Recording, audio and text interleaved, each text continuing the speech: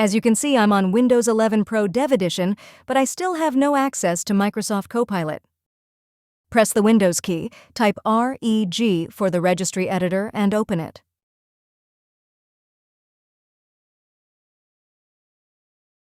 Now drop down from Current User to Software to Microsoft, all the way down to Windows, to Shell, Copilot, and eventually Bing Chat.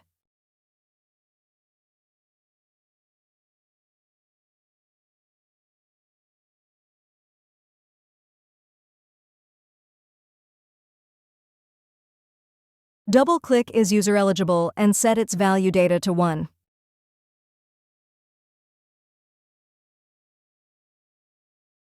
Now close the registry editor and wait a minute.